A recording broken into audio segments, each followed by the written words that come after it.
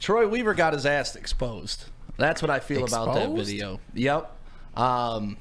If you can let a fan crack you, imagine what that dude's like in the war room when real pressure's on draft night. I'm sorry, man. If you're a leader,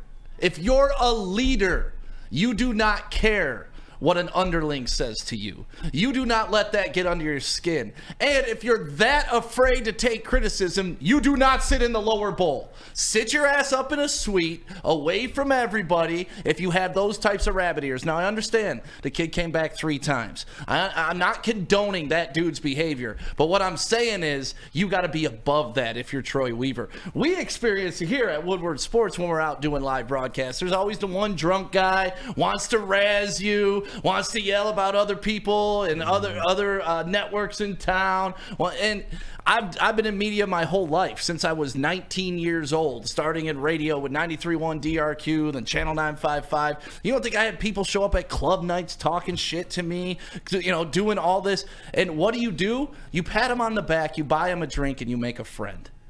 You don't do what Troy Weaver did. Imagine the PR that would have been had for Troy Weaver had he been like, you know what? I'm not happy with this right now either. I'm working towards it, but come here, buddy. Let me buy you a beer. Sit down. Let's talk about this during the game. That's what a leader does, right? That's somebody who's setting the tone for your entire organization. It's easy to say when it's not you in that situation. I've been in that situation, though. That's what I'm saying.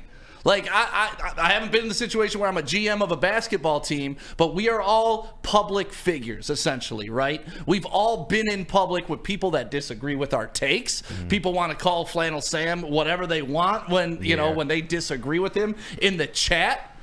And you don't do that. Like, I just don't understand how Troy Weaver could do that. And when I saw that, I have a lot of respect for Troy Weaver. I wanted what he was bringing here to succeed. I loved what they did in Toronto, building that whole farm system there with the G League team. I love what they did here, bringing the crews to Detroit. It was going to be a cohesive unit to feed and bring, two-way contracts. Like, it was all good.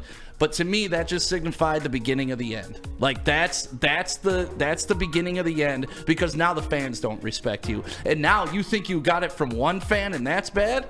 Everybody knows now you got rabbit ears. So what do you think's going to happen next time he's out? Like, he just exposed himself that he's susceptible to being chirped.